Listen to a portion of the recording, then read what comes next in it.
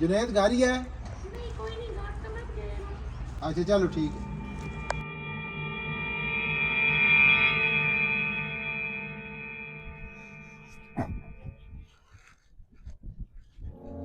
अस्सलाम वालेकुम। वालेकुम अस्सलाम। भाईजान क्या हाल है जी? ठीक हो वकार भाई? करम वाला दा भाईजान एक थोड़ा सा निक्का जा काम पै गया जी जी ऑफिस से भाई मैं लाख रुपया चाहिए ਆਪਾਂ ਨੂੰ ਅਰਜੈਂਟ ਚਾਹੀਦਾ ਵਾ ਤੇ ਕਿਤੇ ਕਰ ਦਿਓ ਤੇ ਮੈਂ ਤੁਹਾਨੂੰ ਵਾਪਸ ਚਾਹ ਦੇਸਾਂ ਬਸ। भाई जान सन पता मैं मजदूरी करना मैंने कॉल तक कोई नहीं। कितने टाइम तक पहुंचे जी? भाई मैं 3 महीने तक ना ਤੁਹਾਨੂੰ मैं चाह देसां वापस। भाई मैं कोशिश तो करना हूँ मैंने कॉल तक कोई नहीं दो जाना बाद तुसी मैंने इस टाइम इसी इसी जगह तो तुसी मैंने मिलो। जी ठीक हो गया भाईजान बड़ी मेहरबानी है सुने जे कर दियो ते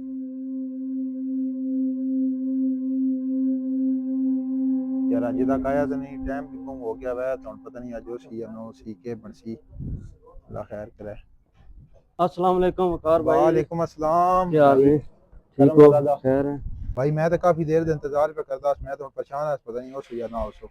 कार भाई किंज हो सकता है जला मैं वादा किया तो मैं कोई अरेंज करके दिन पैसे भाई पैसे देने मेहरबानी पूरा भाई 1 लाख रुपया।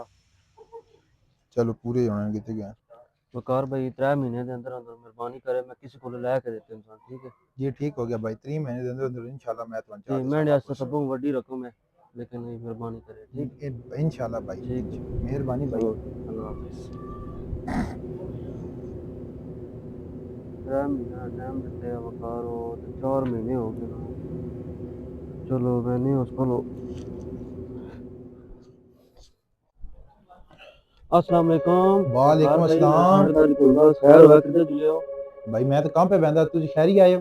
भाईजान वो 3 महीने पहले पैसे देते हैं सन मेहरबानी करो आप। भाईजान केड़े पैसे मैंने तो कोई तुसा पैसे कोई नहीं दिते केड़े 3 महीने पैसे मैंने पहले दिते ने मैंने तो भाई जी कोई याद नहीं। भाईजान 4 महीने हो गए तो 3 महीने टाइम देते हैं 1 लाख रुपया जनाब तुम देते हैं मेहरबानी करो एहसान में स्वाड़े तक क्या करूं। केड़े पैसे भाईजान मेहरबानी करो कोई नहीं पैसे। ठीक है वकार भाई मैं काजी नाम को फैसला करा गी ना। ठीक है करा गिनो। अस्सलाम वालेकुम काजी साहब। वालेकुम अस्सलाम। क्या हाल है? ठीक अल्लाह का शुक्र है। काजी साहब एक अर्ज लेके आया। जी बोलो। काजी साहब साढ़े महल्लेदार वकार है उस मैंने को 3 महीने टाइम था 1 लाख रुपया गिदे आ लेकिन आज 4 महीने हो गए ते वो मुकर गया देंदे ही नहीं पे। अच्छा ही गल है। कोई नहीं मसला थोड़ा मसला हल करा गी ने। मैं सादगी ना वकार नु भी थोड़ी जो है ना सारा मामला ठीक करा गी ने। पक्की गल है ना? जी जी पक्की बात। सच बोल रहे हो? जी जी ठीक है नहीं मुंशी वही नजर है वकार नु सद कान काजी साहब ए वकार आ गया। या अस्सलाम वालेकुम काजी जी। वालेकुम सलाम थोड़ा ही ना वकार है। जी जी मैं नहीं ना वकार है। तुसें जुनैद कोलों 3 महीने दे टाइम ते लाख रुपया कड्ढे आ ते 4 महीने दा भी टाइम गुजर गया तो हालां तोड़ी पैसे वापस नहीं कीते। नहीं काजी मैं तो कोई नहीं पैसे किदे भाई रानी कोलों। काजी जी झूठ क्यों बोलता? जुनैद साहब तुसी परेशान ना हो ते तुसी इंज करो ना तुसी दोए वापस कल इसी टाइम ते आ वंजो अदालत इच थोड़ा फैसला कर गिने।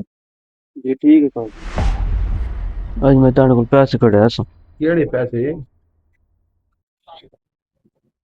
अस्सलाम वालेकुम काजी जी। वालेकुम सलाम। वालेकुम सलाम। हाँ जी आ गए हो? जी जी आ गए हम। अच्छा कल जुनैद मसला घेन काया भी तुसी इस पैसे ना मोड़दे पे ते तुसी पक्की गल है तुसां पैसे इस कोलों कोई नहीं गिदे वे? नहीं नहीं काजी जी मैं इसको कोई पैसे नहीं किदे। अगर तुसां पैसे दिते हैं वकार नू ते साडे कोल कोई पैसे देने दा सबूत है ही है? काजी जी मेरे को तो कोई सबूत नहीं लेकिन अल्लाह मेरा गवाह है। अच्छा अगर साडे कोल कोई सबूत नहीं है तो तुसी इंज करो भी जिस जगह ते तुसां वकार नू पैसे दिते उस जगह दी थोड़ी जी मुट्ठी भर मिट्टी जड़ा रंगन के था जी ठीक है काजी जी। यारा बहुत सारी देरी हो गई है। क्यों इतनी देरी ला गया को पता ही? काजी इतनी देरी तो लक्सी जा दरअसल बहुत दूर है। इसका मतलब है तुसां पैसे गिदे सानू कहीं पता भी जा केड़ी है अगर तुसां पैसे गिदे कोई नहीं ते। जी काजी मैं उसको पैसे गिदे मैं माजरत करदा हूं मेरे को पैसे हो नहीं सके तो मैं इस वास्ते वापस नहीं कीते। इसका मतलब ही है भी तुसां पैसे गिदे वे पहला तो तुसां झूठ बोलिया जेड़ा सुनना है बोलना चाहिए। दूजे नंबर ते कल इसी टाइम तो नहीं तुसां पैसे नू वापस कर देने नहीं तो अदालत अपनी कार्रवाई करे सी तो उसकी बड़ी सख्त सजा मिलसी सानू। काजी मैं माजरत करसा कल दी दिहाड़ी ते मैं ना दे सकदा मेरे को पैसे को नहीं होने तुसी मैं निक्की महीने दा टाइम दियो तो मैं जुनैद नू पैसे वापस कर देसा। अच्छा ठीक है साढ़े कोल ही है कि महीने का टाइम ਅਦਾਲਤ ਵਿੱਚ ਮੈਂ ਰਿਕਾਰਡ ਕਰਵਾ ਗਈ ਨਾ ਵੀ ਤੁਸੀਂ 21 ਮਹੀਨੇ ਦਾ ਟਾਈਮ ਦਿੱਤੇ ਆ ਤੇ 21 ਮਹੀਨੇ ਦੇ ਅੰਦਰ ਅੰਦਰ ਇਹਨਾਂ ਨੂੰ ਪੈਸੇ ਮਿਲ ਲੈਣੇ ਚਾਹੀਦੇ, ਨਹੀਂ ਤੇ ਫਿਰ ਅਦਾਲਤ ਕਾਰਵਾਈ ਕਰੇ ਸੀ। ਜੀ ठीक हो गया काजी।